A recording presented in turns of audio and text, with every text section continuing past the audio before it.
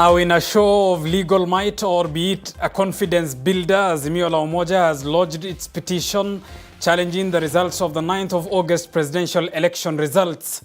The Raila Odinga-led outfit wants the Supreme Court to nullify the results that declared UDA's William Ruto as president-elect. We debate the looming legal showdown and the politics that predated the 9th of August. Good evening, I'm Abubakar Abdullahi. Welcome to this edition of Pundits Night. As always, remember you can be part of this discussion. Send us a message on 22047. The hashtag to use is Pundits Night. As earlier publicized, let me remind us of who our guests are tonight.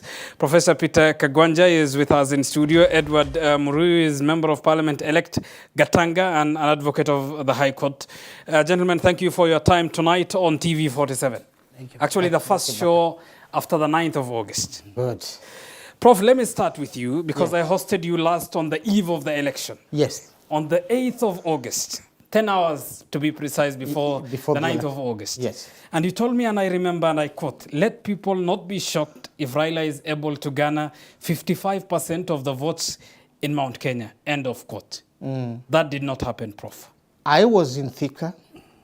I was with people from the region, and we did an assessment for the last 2 weeks, and I could tell that the wave was turning.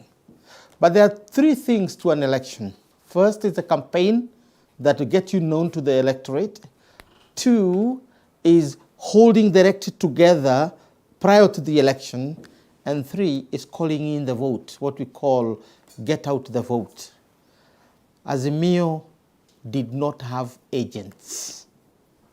As late as 8 o'clock of the 8th, that time we're talking about, somebody was calling me and asking me, Professor, can you, I hear you have agents in all polling stations. Can you call them for us because we don't have Azimio polling? I said, what? This is how serious the situation was. And Professor, whereas there are claims that there were no agents for Azimio at certain polling stations, yes, one would argue at a primary level with such high prediction, and you are among many other pundits who had predicted 30 to 50%, yes, people would have come to cast their ballot in favor of Odinga in Central. Just look at how far Odinga has come up. In 2017, he has less than 1%. He scored almost the same as Wahiga, or possibly like Wajakoya. This time round, he had an average of 23% across the region. When you calculate that by about 6 million voters from the 10 counties of Mount Kenya, it is translated almost equal to what he got in Ukambani. We were not talking about poverty of votes. Out of those 6.9 million votes, the vote from Mount Kenya region is substantive. But it was not enough because the system failed Odinga. And we'll come to that argument, Prof, because I read your piece in the dailies. We'll come to that. Wakili Edward, congratulations on being an MP-elect Gatanga constituency. And of course, your party leader equally won the presidential race. Talking of Central, which is largely a region I suppose you also come from, given Gatanga being part of the larger Central region, there were predictions of Raila climbing the mountain politically. These numbers are not as such indicative of that, is it? Yeah, thank you very much, Abubakar. Yeah, my name's Wakili Edward Muriu. I'm the MP-elect for Gatanga constituency. I'm also the secretary in charge of legal affairs in the UDA party. And therefore, I'm leading the team which is defending the petition against the President-elect, Dr. William Ruto. First and foremost, let me first of all bring some greetings from Gatanga. I told them I'm going to K47. They said, please pass my warm regards to the K47 team and Abubakar in particular. So accept our warm regards. I appreciate Now, coming to the point about the Raila and his performance in Central Kenya. For me, I would call it a mixed bag of issues. Number one, I would say that it was not possible for Raila to even to scale to where he has to the level where he is right now, purely because one of the things the people of Mount Kenya don't like is something we call projects. You remember in 2002, Uhuru Muigai Kenyatta was prompted by the sitting president, Moi, to become the president, to propose as a president that time, through the party KANU. And the failure was disastrous. Mount Kenya people are independent-minded. And that's why you find 30 years of multi-party democracy in Mount Kenya. You may find that for the first time, they have voted for someone that don't speak the same language. They are not confined by the language. They are not confined by the language. They are very, very dependent. Wakili Edward, you say they are not voting for a project. I suppose you're making reference to Raila Odinga, Absolutely. who has publicly and categorically denied that tag, insisting that he's a man who was seeking the country's top job for the 5th time, hence nobody's project. Now, On the face value, this is a massively experienced politician, isn't it? To term him as a project, will it be fair? The bare meaning of a project means that he is not propelling himself. Remember, Uhuru Muigai Kenyatta is a chairman of Azimio Coalition. He has said publicly that he is going to support Raila Amolo Odinga. That's number one. Number two, remember, all my chiefs in Gatanga constituency, including my village, Gadaine, had gotten instructions to ensure that myself, anybody who is UDA, is killed to the smithereens, including giving money when people are lined up. Now, if that is not a state project, you need to let me know what a state project means. That's number one. Number two, you find that the moment the sitting president parted ways with elected members, both in Parliament, the County Assembly, and the Senate, and they stopped speaking the same language, that's when the rain started beating them. I asked Professor earlier on percentages. Central is a region Deputy President William Ruto had touted as though it is his political backyard, to use that phrase. Often we use that in these arguments. He surely was expecting a near 90 to 99%, which was not the case, isn't it? It was an area characterized with low voter turnout. Wakili? Yeah, coming to the numbers, and these are specific numbers.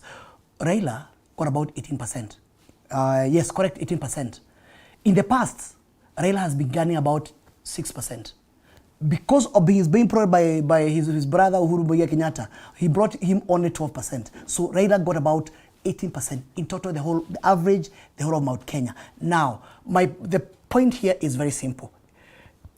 If Raila Amolo Odinga went for the election and his own man, if Raila Amolo Odinga stuck to his lane as the leader of the opposition, what I would tell Abubakar, he would have performed much, much better. Chances are that he would have performed much, much better because he would have maintained his opposition strike. He would have become the darling of the people. When the Ugali is going up for the people of Gatanga, he would be coming shouting and saying, you can't put the praise up. He would have been voted to the man. But because of the handshake, because he went to sleep with the people who feel that is pushing the people of the central Kenya, he suffered the same fate as himself. And one man who would have wanted to be voted to the man, to use your phrase, is Deputy President. He didn't get the 99% he was hoping, isn't it? Surprisingly, this man, give him credit. First and foremost, he does not speak the language of the mountain. That's number one. Number two, he has never ever tried to become a president before. So, for him to have garnered close to about 82% in Mount Kenya for the first time in 30 years, Mount Kenya has never tried even to elect anybody who is not Kikuyu. Please give credit where it's due, Abubakar. Fair enough, Prof. We are talking of Central. Who has lost Prof in Central? Is it, as some say, the exiting president, or as some say, the Azimio fraternity? Who, in a nutshell, has lost in Central? Well, I would say it's Uhuru has no flock. He has to follow the flock. And that's a tall order. When you started by having a flock that you are leading and now you don't have. So that's a bare fact. You can't fight with that. Why do I say so? His own party never got more than 2 seats in the region, MP seats. In Murang'a, where Edward comes from, not a single seat, not even an MCA. And Muranga is his home turf, right? So I used a strong word, and I am not repentant about it. This was not a victory, it was a massacre. And it was a massacre of Jubilee, first and foremost. I think Raila Odinga failed because of the so-called zoning, because the Mount Kenya region was zoned for Jubilee, and Jubilee was turned into minced meat by UDA, and therefore it would have been a miracle for Raila Odinga to have gotten more than he got in terms of votes. But that is the party, Prof, that in 2017 elected Jubilee leaders to the core, isn't it? Yes, it would have been unimaginable for you to be anything, particularly in my area, if we are not with the Jubilee. But it tells you that something had happened between the November 2017 and August 8th, 2022. A lot of change had occurred. And I think that would be a subject of historians to analyze. What happened that Uhuru Kenyatta lost his people? So much so that they could not even vote him in his own polling station. In other words, he could not carry his own polling station, forget about his ward. I think that's something for us as leaders and those who aspire to be leaders, basically to look at. What kind of psychology or what kind of message were Mount Kenya people sending to its leadership? Those of us in Nairobi who are contributing 1 million per plate dinners in big hotels for Raila to climb the mountain, because we did. What did the public tell us? And are we listening? And was there anything the public was telling those members before even the election, Prof? Yes, because the language that we have used as elite from January 2018, the drama that we have shown in public as Jubilee leadership and as Mount Kenya leadership, the kind of relationship we have established with the people was a top-down relationship. Take, for example, I have never seen, I have to be told of one community-based meeting that has been held by the topmost Jubilee leadership. On the contrary, you were called to Sagana and there's no agenda. It's me talking to you and you listening to me. That's not the kind of leadership the Mount Kenya people know. It's the kind of leadership they fought against when they were resisting the Muzungu, because the Muzungu was about, you have a lot to learn from me and I to learn a lot from you. The inverse was true of what William Ruto was doing. I found him in a place called Irembu. Irembu is in a place called Maragua constituency. Somewhere, taking your car there is risking it. If I was to become the senator, that is the first place I would have tarmacked, because it is so hostile. And William Ruto was, driving there and shaking people's hands and buying sukuma wiki for a bunch for 10,000. And the people who from whom he buys become automatic heroes. This is what leadership is about. Leadership is about being a drummer and mixing with the people. When the greeting of Uhuru Kenyatta, that magical greeting where it comes from far and greets you, when that was happening, Uhuru was magical. So the lesson for us as Mount Kenya leadership is that you cannot underrate your people, because they will revenge. And the revenge is terrible. Wakili Edward, this is a region that voted in 2017 unanimously on a Jubilee suit, from the presidency to the MCA. It did exactly the same from the look of things in favor of UDA in 2022. Prof talks of revenge from that region. What necessitated that change to the extent that that region, to the number, voted for your party? First and foremost, the nature of the people of Mount Kenya. To a larger extent, the Mount Kenya people are by nature, they are very trusting. And you find that, and secondly, they are very religious. There is no area you go and there are no churches, and they are very religious. On Sunday, you see no one orating, all of them in churches. And therefore, and number three, they trust what the leaders say. When Uhuru Muigai Kenyatta woke up and called Ruto my brother, and he said, vote for me, yangu 10 ni ya Ruto 10. Now, people don't took it very seriously. Now, when you come back and try to negate on that kind of pronouncement, which you made in public, people will run away from you because nobody wanted to. The moment you say that in public, people own that covenant. And therefore, it's very hard for them to forget that their leader said XYZ. Number 2, the people of the mountain, they normally say they pay gratitude with gratitude. They know very well Uhuru Muigai Kenyatta would not have become a president without the help of Ruto. So therefore, they are forever grateful for what Ruto did to them. And therefore, despite the fact that someone has gone and changed up their mind and decided to join someone else, they felt an element of debt to Ruto, and that's why, just to answer your question, they were able to vote to him, almost the man, to pay the debt. It's important that you bring out the aspects of political debt, because that argument that you are forging has quite a number of times been rebutted with the argument that there was an initial debt, an independence debt, or to the Oginga or Dingas. I'll tell you the difference. The difference is this. When you make pronouncement, if you have your MOUs in a closed room and you don't involve the public, that becomes a private issue. But the moment you go to the podium in front of the people and tell the people, my arrangement with so and so is yangu 10 na yako 10. That one you cannot delegate on it because you said in public. For others which are done in the boardrooms, closed rooms, and this one people have come a cup of tea, that you can negate. But and let me finish my point. You find the issues about the Odinga one and Kenyatta one, they are very private conversation.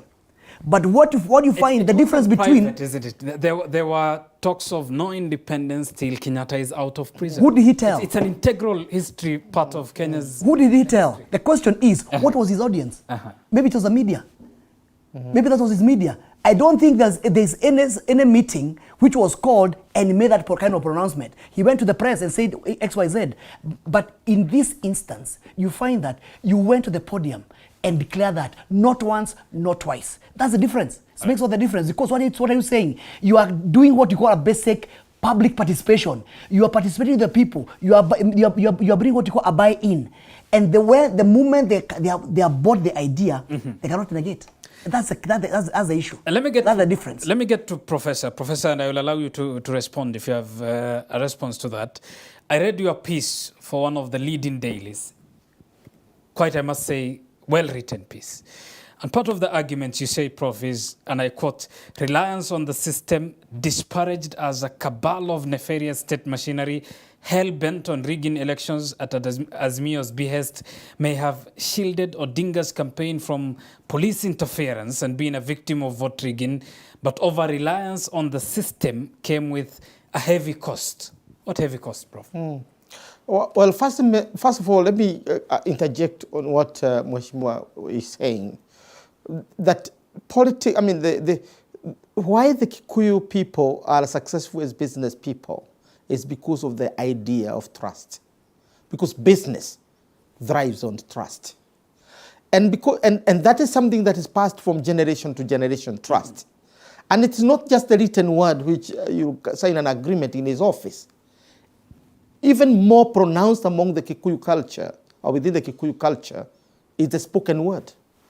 Because luckily, we even talk about it to our goats before you slaughter them. You tell me, I'm not just messing you up. I have a reason that you are being slaughtered. I mean, elders will tell you that. You have to state it so that you're not wasting. Trust between you, trust with your people, trust with your environment, trust with everything. Trust is everything for the Kikuyu. The moment you mess up with the trust in whichever form, then you have parted with your people. That's one. The second is that the environment within which you transact these things is important. Had the system taken Raila to the people and not to the marketplaces, he would have been bought. This is what I was saying. What is the difference, Prof? He was taken to the mountain. He claimed quite a number of times that he's climbing the mountain. Those are metaphorical. Moving from Nakuru to Nyahururu to Nyeri town to Murang'a to Nini one day is not really taking him to the people. When we wed our daughters or marry for our sons, Wakili will tell you that we go aside and talk. He has used that technique in his campaign. He could not be here if he didn't use it. The Kikuyu like the word. I mean, the Somalis and many other Kenyan communities are like that. There are things that are talked in public and there are things that are taken serious. Things in the marketplace are not serious because these are transactions and nobody can take you forward. So when Mount Kenya people decided to turn Uhuru into their president, where did they go? They went to Rumuru 1. When they wanted to take a decision on the constitution and on who is the successor to Mwai Kibaki, they went to Rumuru 2. So it's not usual. We didn't have a Rumuru 3 for Raila Odinga to decide as a community that this is our leader. Yes, we didn't have the same for Ruto, but at least Ruto had campaigned among the people for 10 years. So he had become, quote unquote, part of the people. And that's why when he says that, with tears in his eyes, that, I never believed, that and I am now one of the sons of Mount Kenya. He literally meant it. How do you become a son of a region? By being part and parcel of the people, not walking through their marketplaces and their highways. That is not how you do politics. And the people, the system that organized Raila's meetings in Mount Kenya, they never, ever, and I have never seen so many choppers in Murang'a in my life as I saw them with Azimio. We were hopping from Kariara to, Kegumo to Kagema to Mathioya, from then to Murang'a town, and then to Keno, with a chopper. Prof, let me understand you clearly. Yes. Is it your assertion, claim tonight, that whereas Raila is on record saying he has been climbing the mountain politically and metaphorically, he has not been taken to the heart and soul of the region? Raila... That is my understanding. Yes, is that true? Raila is an in-law in Murang'a. Let's face it. One of his sons is married there. We would have done a better job if I was in charge of his campaign. That's what I did for Kibaki in 2010. Nobody was buying the constitution. I told President Kibaki, you have to go to the people. Ask the people of Siakago whether Kibaki was in their village. He was there. We took him literally to every village. Literally to every village. A constitution that could not get 48% by June was getting 70% by the end of July. The Kikuyu people take those people serious who go to their houses. We say in Kikuyu, dogo nemakinya. In other words, walking to my compound is what marks the friendship. It's good that you have translated that, Prof. Let me get to Wakili Edward. Prof talks of taking people to the heart and soul of the Kikuyu people. The president called for numerous meetings in Sagana. Sagana 1, Sagana 2, Sagana 3, in which he made clear the political direction he would want the region to follow. Wasn't that not enough? I would say this. That is not the way to talk to the Kikuyu people. That's not the way to talk to the mountain people. Remember, that Sagana 3 or 4, the people who have been invited, are they already converted? Now, you don't preach the converted. You preach to what you call the atheists, the ones who have not even accepted the religion, either Islam or Christianity. Now, the moment you do some cards and there's only a special number of people are supposed to get inside there, that is not politics. And as the professor has said, I would say, number one, the quality of, I would say this without blinking my eye. Raila campaign in Mount Kenya was purely commercial. Commercial in this sense. You wake up, you be seen with Raila, you be taking photos, you go in the lorry, going around and around and around, doing nothing. The way to do, and secondly, you ask for money, you assume that you tell whoever is giving the money, I'm going to take the money to the ground, and the money never reaches. There are many promises on the ground whereby money is supposed to have been given to go and influence, but the money never reached. If you want to, just to cover my point, among all the group of about 10 leading politicians in Mount Kenya region, point one of them who called for a meeting, sold himself, called for a meeting, 4,000 people, 5,000 people, and talked about Raila's manifesto. None. So Politics is about going to the ground and talking to the people.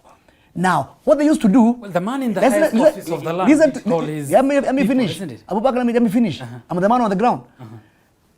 What they used to do, when they hear Raila is going to come to Katanga, all of them get into the truck, they jump into the truck at Brupos, they go around with him, just talking. But the moment you talk on top of a truck, you talk for five minutes, what have you converted?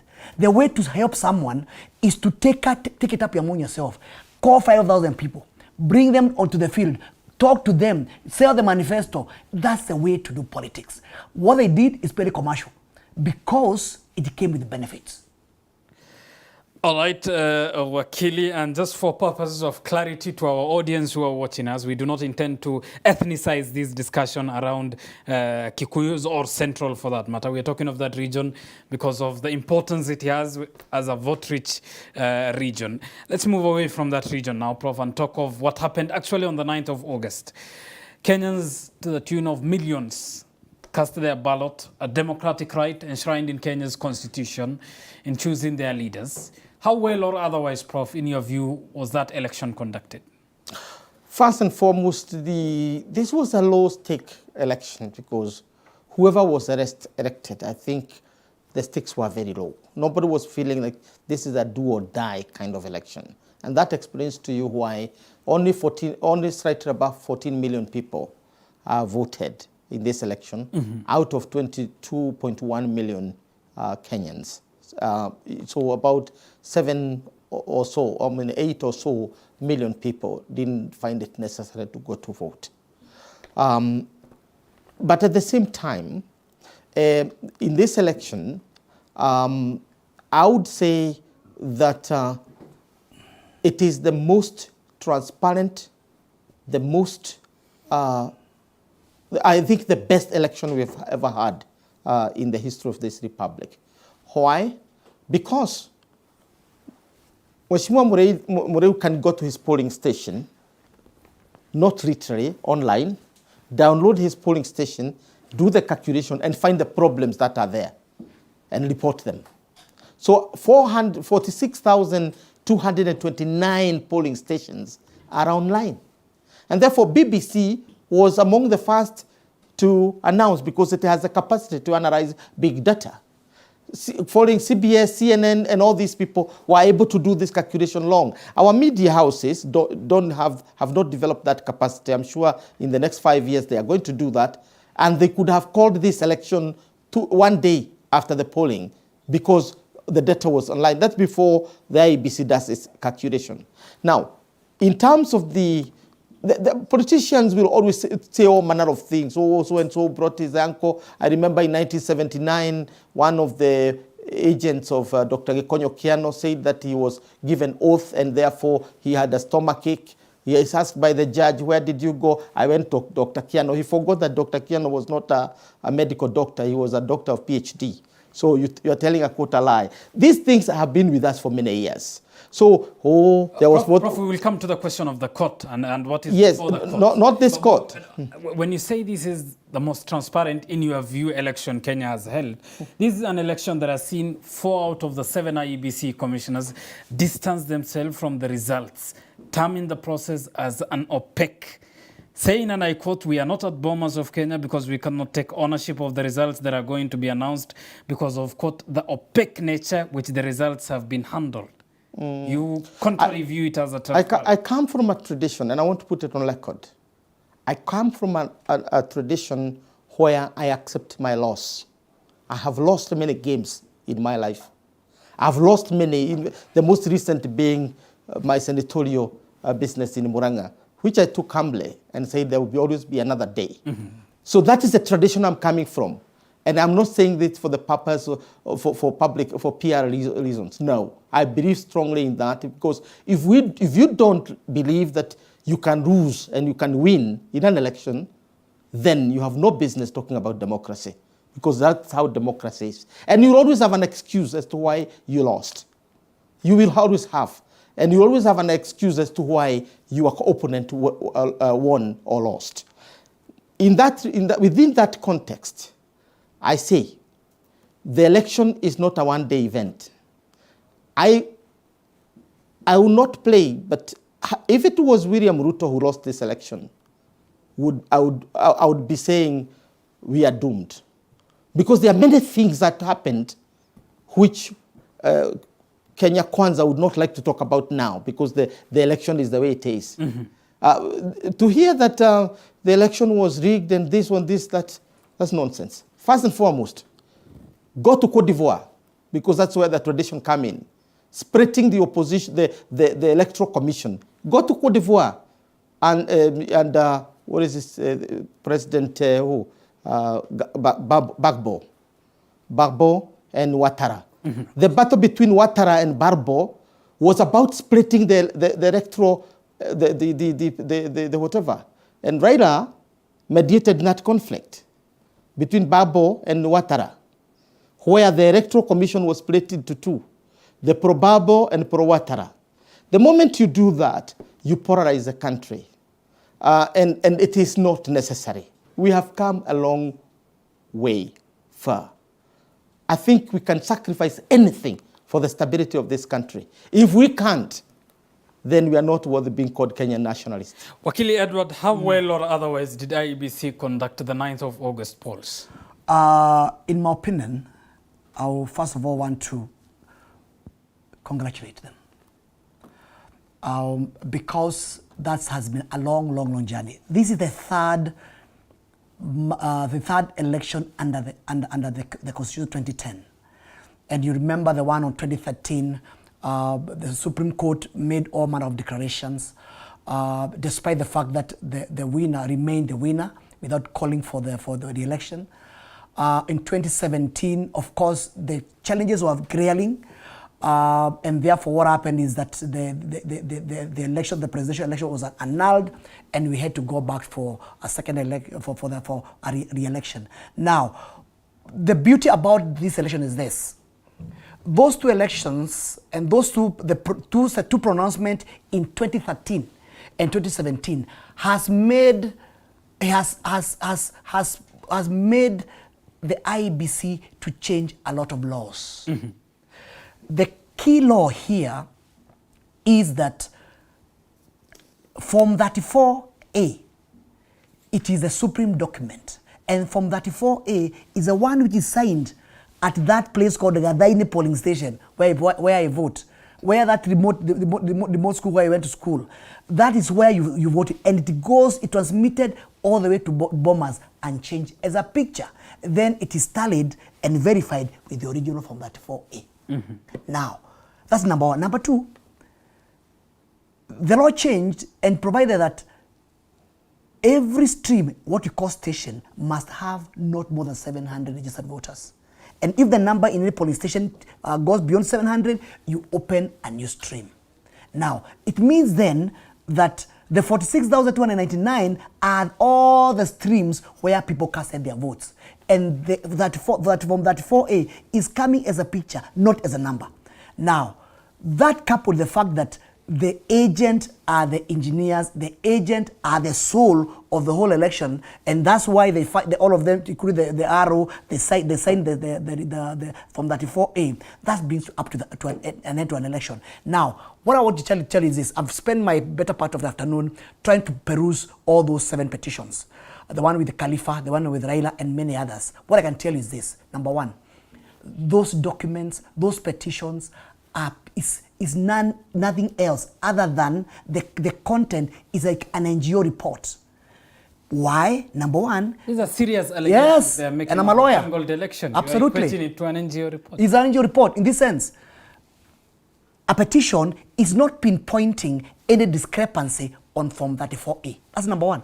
Number two, despite the fact that Dr. William Samoei Ruto, the president-elect, is a respondent, you have not casted any aspersion on any illegality in the process of the election. How do you put someone who has not committed any crime or any irregularity as a respondent? What do you want him to do? The only person they talk about is about those 4 commissions and this kind of thing. Let me talk about the commissioners.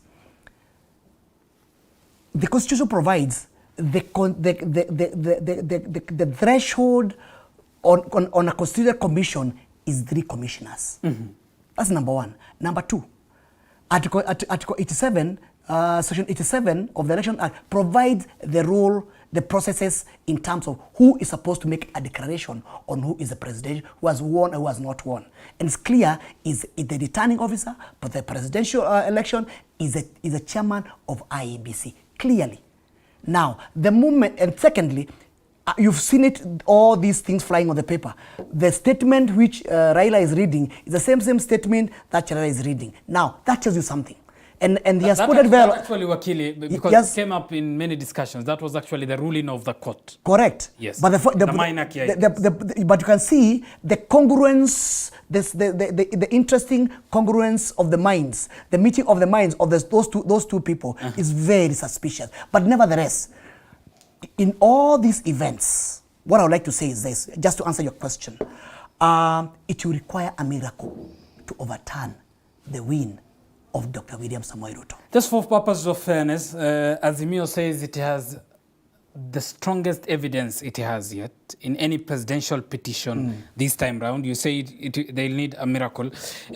Prof, on the face value of it, to the hoi polloi, millions of people who did cast their ballot, if they are to see a commission divided and split right in the middle, 4 commissioners against 3, whereas they may not question the legitimacy, the legality of that election, they will question the legitimacy, isn't it? The legitimacy of? Of the election itself. In a divided commission. That's spurious. That's spurious argument. We are saying even the ordinary people care about what happened in their polling station. They don't care what happened at the national. That is why when it was said that the server be opened in 2017, and people talk about irregularities and irregularities, that message sank. And when Mother Kome, Justice Mother Kome, the Chief Justice, asked IEBC whether they have responded to the things that were said in 2017, and they said yes, then we wanted to see what was going to happen. And what happened is that IEBC opened the servers. So as far as the voting is concerned, I want somebody to tell me that there was something you can mention about the voting. That is the generation of from 34A. Then the generation of from 34B, you tell me what the problem was. Now, when you begin to talk about how the counting took place, did it matter even if you counted with your head facing down? I mean, because you are talking about the manner in which you are counting. This is not religion where you count with your hands folded so that you are faithful to your God. That's not. Counting is counting. And if people, the same people are announcing to us, because I listened to them, the chair and the others counting to us about what? About what is it? Now, from my tradition of accepting the whatever, if I did not want to accept, I would have rejected that level. I'm not going to mention this because I'm not happy with this. But when we are coming to the tail end of the situation, then it's bad. Abubakar, this is what I'm saying. Had William Ruto come to the Bomas as he did, Raila Odinga come to Bomas of Kenya as was expected, and everybody there, and then Chebukati announces the results, whether you accept them or not, and people shake hands, whether you say yes or no, that drama was what our nation needed to move to the next stage of powers in terms of respectability. But Prof, we lost the opportunity. Prof, there is a side claim in that whereas 34A is the game changer in this election, and pictures are taken, scanned, posted on the portal for everyone to see, there was meddling in the updating and the uploading of those forms. You don't buy that, Prof? No, but the form is photocopied and put online. Now, that is what everybody was counting. That is what Chebukati was counting. That is what every commissioner was counting. And that's what we expected to be counted.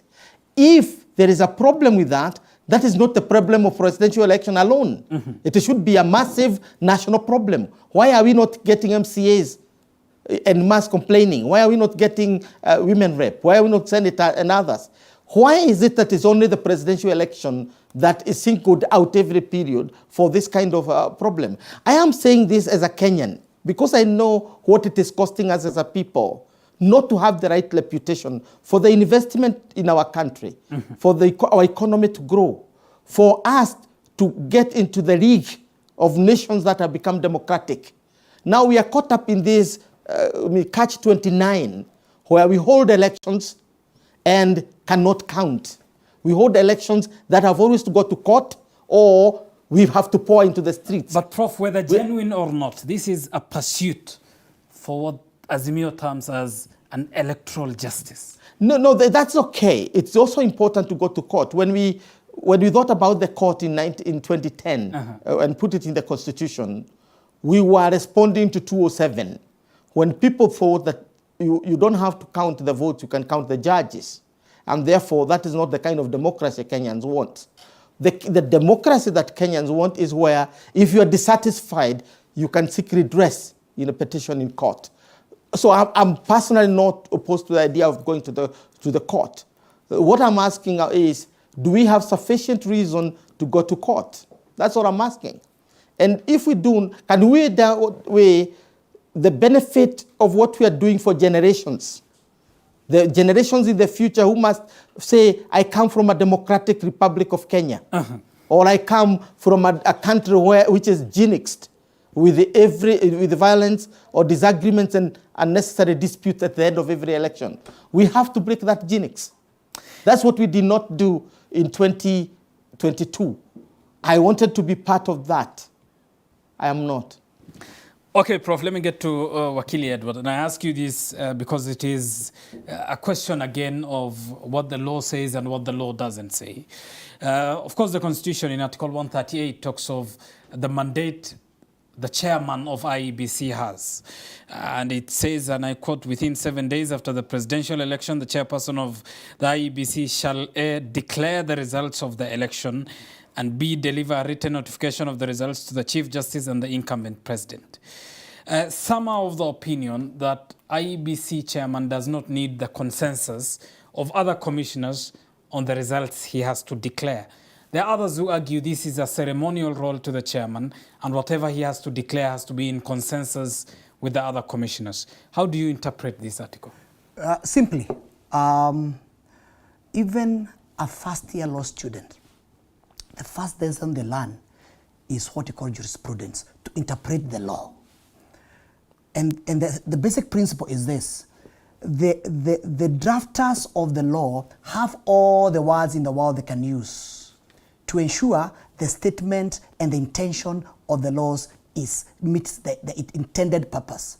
Now, if you read Article 138, together with Section 87 of the Elections Act, it clearly stipulates that it is the role of declaring the presidential winner or loser sits with the returning officer. Just like in the polling station or in the constituency where there is a returning officer.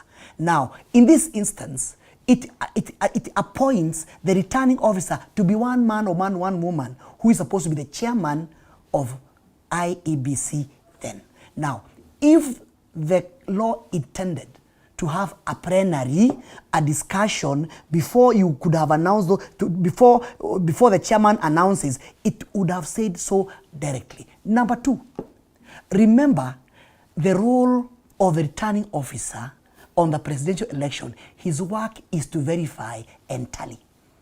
Verify and tally. And present the documents and the numbers as they were sent from their polling stations. So basically, if you want to break it down, it's a very simple role. It's pure mathematical. He cannot change anything. In fact, to change from 34A, from X to Z, you need to go to court. So my point is very simple. The role of making pronouncement is purely pegged on the returning officer with the chairman. Let me finish. Doesn't that paint the chairman as though he's a conveyor belt? Let me finish. Any information? Let me finish. Yeah. And this is my point. Anybody else is a supporting cast. Because if the law wanted to say otherwise, to create a plenary. It would have said so without blinking an eye. But it's that the role is given to the returning officer, who is the chairman of IEBC. Now, and that is where we are saying whoever is advising the team, on the other hand, need to be sacked tonight. Why?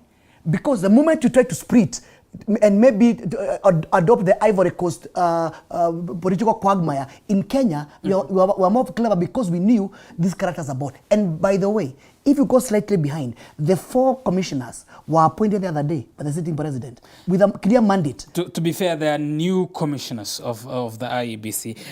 Let me still insist on the question. If the chairman is to be a conveyor belt, doesn't that risk him being a conveyor belt of illegalities and irregularities? The very reasons as to why the 2017 election was nullified. Allow me to mirror this.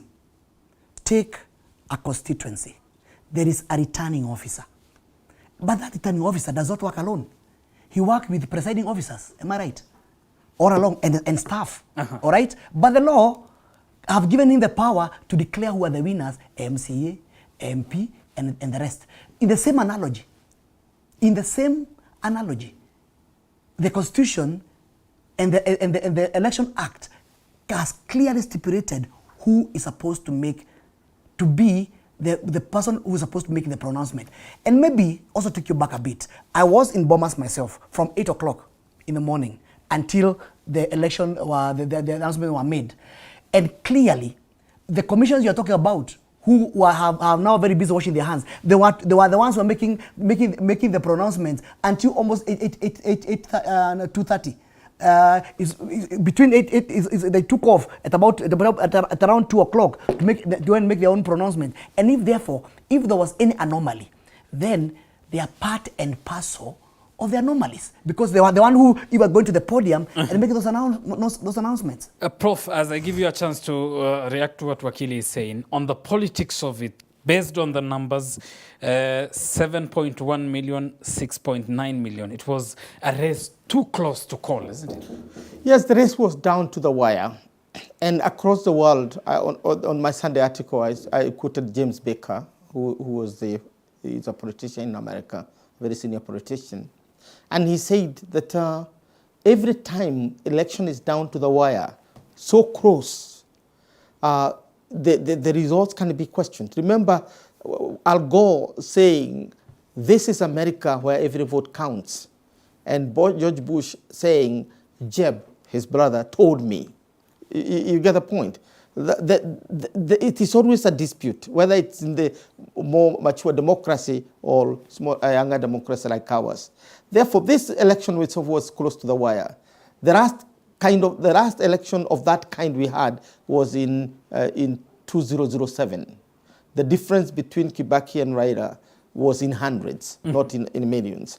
And the fact that we didn't have a Supreme Court like we have today, or any other credible institution that could mediate the difference, Kofi Annan and the team had to come after we had done so much mess on ourselves.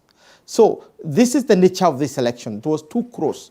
And you can tell it is not just the presidential election. The Senate, the difference is one senator. If you look at the Senate seats, the difference is one senator. When you look at the MPs, it's 165 and 164. That's the difference. When you come to other seats, it is the same, meaning it is reflected throughout the whole electoral outcome. And therefore, this is the time when you distinguish between a nation with sober citizens and a nation with the opposite of that sober citizen. Because this is the time to draw from your nationalism and save your mother from embarrassment. But here we are. Everybody outside is saying that this election was good. It is the best. If you ask BBC and what they have covered, this is the best election this country have had. Why? Because everybody can count. Now, we can go back and do an analysis of from that 4A and begin to see whether we did the right thing. But remember, and you have asked Wakili a serious question, whether the chairman of the Electoral Commission is a mere, a conveyor belt. That is what he's supposed to be, because the sovereign is the people. That's the policy, the principle, and the philosophy of our rule of law upon which we're basing our country. The sovereign, me, as an individual voter, every 5 years I rise up and decide who is going to govern this country.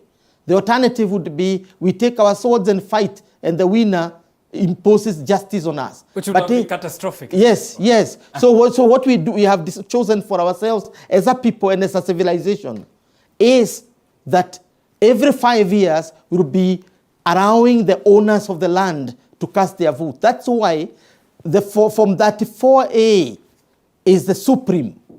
That is where God is. They said if everything else is processing the will of God. And the will of God is the will of the people. The will of the people is the will of God. So that's where we are. All right, Wakili, let me allow you to react. I would just like to add one observation. The observers, they vindicated the entire process. Because again, here we are debating about many things. And I'll shock you, Abubakar, that this election would have the least petitions across board, from the MCA to MPs. In fact, as my legal friends, they thought this is a time to harvest, but it's time for this. This is one of the most lean times because there'll be nothing. It's from 34A. From 34A. Number two, I mentioned and said this after perusing all those suits, 7, 8 of them. Something glaring is coming out very clearly. That despite talk about many things and going around, especially the things which have been in the press, they are only talking about only one issue. One, that the pronouncement by the chairman was not unanimous. That's it. And that is an issue which can be canvassed within an hour or two. There's nothing else. Anything else is just number two. I looked at the evidence. There is nothing. But there are questions, Wakili, of people going to the polling stations to cast their ballot for the president alone and the presidency, without necessarily voting an MCA, a governor, a member of parliament, a senator. They go to the polling station to cast their ballot for the singular post of the presidency. Absolutely, yes. Remember, as Prof has said, Article 1 of the Constitution is where everything sits, the sovereignty of the people. And Article 4 talks about the freedom of expression. You can express yourself the best way you know how. I have friends of mine in Nairobi, and it happens a lot. You go, number one, you vote the president. You have an idea who is the governor, you vote the governor, but you have no clue who is your member of parliament. You have no clue who is the MCA. You have zero clue on who is your women rep. In fact, a friend of mine today we were talking about this issue and told me for them, they went to vote for the prettiest face for on the vote of the women rep. Now, it happens all the time.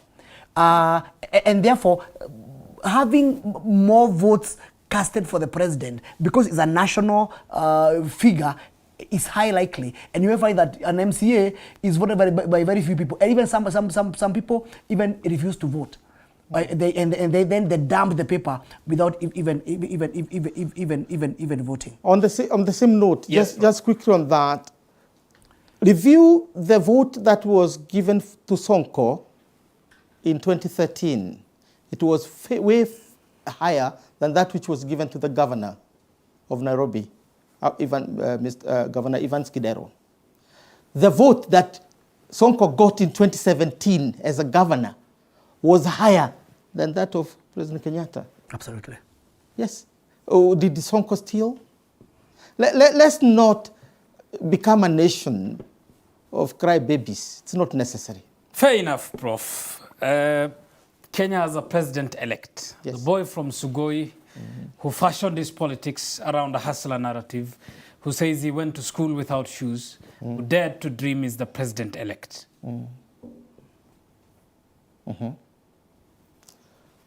What should I say? There you are. What are you asking me to say? Whether that's right or wrong? Well, the point is, give it to William Ruto, the president-elect. in his determination to be the president of Kenya, and coming from a community which he knew very well would not deliver him to the presidency. And he needed more communities than his own, including his sub-tribe, the Nandi, or the Kipsigis, whichever he chooses. He came with a stroke of genius, moved our politics from ethnicity, where we have revolved, to a new axis, which is class and economics, right? And everybody is saying, you read every from international media to local media, our 2022 election was about issues. It was not about who is your father, what is your tribe, or what is your clan, the way we have in the middle parts of Africa. This is the first call. Obviously, we have a president who didn't have an opportunity, or who has to grow with the rest of us to become knowledgeable in foreign affairs. Because when you look at his exposure, it's not your kind of exposure, not my kind of exposure. Who moved around. Yes, the first time he had exposure, the second he didn't, except visiting his friends like Museveni and others. So in short, that was it. Obviously, we thought that the Hasra dynasty narrative is going to split the Mount Kenya. That's what was my worry as a person. Unfortunately, the Mount Kenya people, or fortunately, Mount Kenya people are better. They all voted to a man, to him. So it's for us as the elite to go back, because we are the ones who have not voted for him, if we have to go. Alternatively, you innovate a new kind of politics which will bring your people back. I don't know what that is. But the Hustler narrative literally won. Remember, this is not new. In 2002, he as the Secretary General of Kano, and of course the Secretary General of Kano is supposed to be the ideology, the man of ideology. They call them ideologues. He crafted the crash of generations. This was the crash of dynasties and Hasras. In 2002, it was the crash of generations. If you look at my article in African Affairs, it's basically that. I studied what he was doing at that time, the crash of generations. Uhuru was 41, Kibaki was 73 or 71. And the difference was major. What happened? They didn't make it with that crash of generations, but at least the 2002 election had no violence, because it was not based on ethnicity. It was based on ideas and issues. I hope the president-elect is going to usher us to a new era of politics of issues, not of who we are or what color of skin we wear or where we were born, in which hill or which valley or which shore, that we begin to think of ourselves as Kenyans. If that is that's where we are headed, I'm okay with that. All right, Wakili, the president-elect, Prof, says should lead us. And before that, should lead us, he's facing 9 petitions, not necessarily him, but the electoral agency, in a quest to nullify the outcome of an election that declared him as a president-elect. 1, a petition filed by Raila Odinga and Martha Karua. 2, David Ngari, John Kamau, Khalif Khalifa, Moses Kuria, Kia Omtata, Ruben Kigame, Youth Advocacy Africa, Julia Chege. What are the mathematical chances of these 9 being nullified in favor of upholding the 9th of August poll results? What I would say is this: all those 7 suits, apart from 1, are talking about the same thing. And they are meant to bring drama. They are meant to bring drama, nothing else. And I'm talking from a legal perspective, because I've read all of them. They're talking about the same thing, same issues, and by the way, by the same people. And therefore, it's not about that there are 9 suits against one person. It was purely meant to bring drama. Even the presentation of the papers was purely meant to bring drama. And drama to do what? Drama to ensure the adherents of Azimio, they heal softly. There is something happening. Even if they lose, we tried. That's number 1. Number 2, The second, the suit number, the 8th suit is filed by my good friend Moses Kuria and former MP called Kengangi. What the gist of that suit? The gist of that is very simple. It's saying, look, here there is one man called Raila Odinga and his chief agent. What they have done for 2 nights in Bomas and culminating on the 9th of August in Bomas, whereby his chief agent slapped Chebukati, caused harm, his people threw things all around to disrupt the announcement. That is... Actually, there was drama from both ends. That is a breach of electoral conduct as described by the Election Act. And therefore, as you go to court, very well, but as you go to court, please go with clean hands. You cannot seek for justice, whereas you are the person who is bringing insurgency in the plenary or in the Bomas of Kenya, and then come back to court crying, oh, my vote has been stolen. Look at this. Raila Odinga has not castigated the people who caused mayhem in Bomas. That's number one. Number two, the state, who is a party to Azimio, has not at all arrested or even took those people to raise a statement on causing mayhem in that place. So, what I say long and short is that there's a game being played around, and we are saying in that suit, you can come to court, that's okay, but equity provides that you come to court with clean hands. And just for purpose of clarity, Moses Kuria is not challenging necessarily the deputy president's win. He is, of course, taking to court what we saw, the very drama we saw at the Bomas of Kenya, which was the main talent center. Professor, because of the interest of time, your closing remarks. Well, I think I will still be with Azimio, as it were, but I would urge that we put the interest of our nation above, because as we went to this election, and why the Mount Kenya people decided they are not going to have a candidate of their own to elect, the way we have done from 1963, is basically to think about the nation and its future. We are getting to the 3rd and the 4th generation of leadership. What this nation needs is to begin to look at our interest vis-a-vis a world that is very chaotic. We need to be perceived as the model of everything so that we can attract others. The kind of business we are getting into now about disputing elections, it doesn't matter who wins. We are basically, washing our dirty linen in public and making our future very difficult and the future of our children. That's all I'm saying. Because there will be 2027. There will be 2032. There will be 2042. We are going to have elections all those years. What's so special about not giving this country a breather? You know this election was down to the wire. If we have a runoff and the people vote the same the way we did, we get poorer. That's why we are poor after the 2017 election. We held a double election, a third world country, and we were left in very poor state. Professor, you talk of the future. Yes. You talk of 2027, you talk of 2032, yes. 2020. Every 5 years, 2037, every 5 years. We are talking of electoral malpractice and injustice, as the claims are tonight. Yes. Which is something talked about in 2017, 2013, predominantly in 2007. Yeah. In 1997, why not sort this problem? Why not? Why carry forward some because we have chosen to be a country where we don't accept losses, and therefore we have to dispute every loss. Can we ever play a game?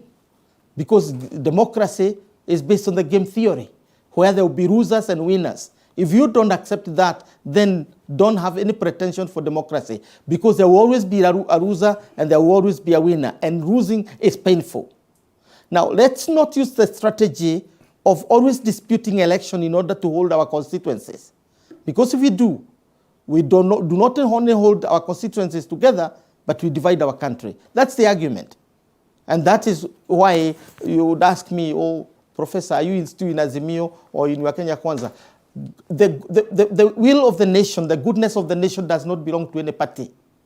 You don't have to belong to a party to be truthful to the nation. This nation of ours needs a break.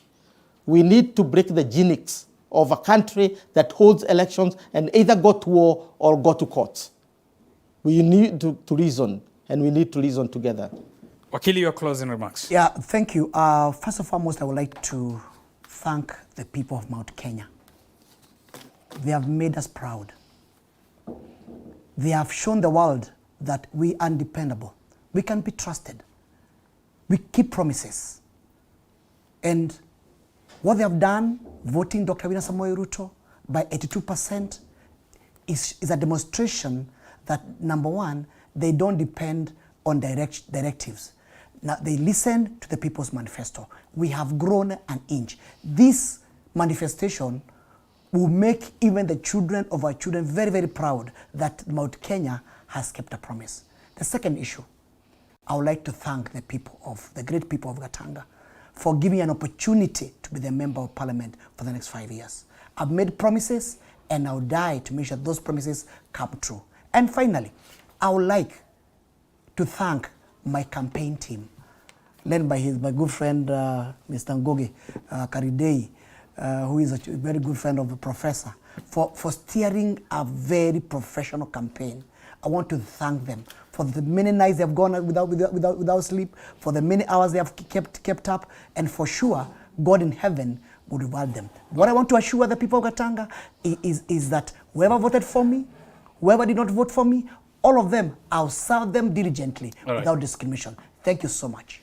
Well, Edward Murui is a Member of Parliament-elect, Gatanga constituency, and the Secretary, Legal Affairs in the UDA party. Professor Peter Kagwanja is an academic, a politician, I suppose, also, Prof, isn't it? You're not saying no to the future. A politician whose seat was stolen.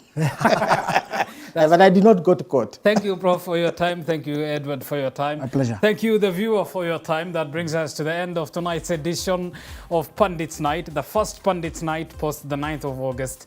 Thanks for watching. I'm Abu Bakr Abdullahi on behalf of the entire team that made this production possible. Bye for now. Enjoy the rest of our programs tonight of all nights. Good night, and above all, God bless.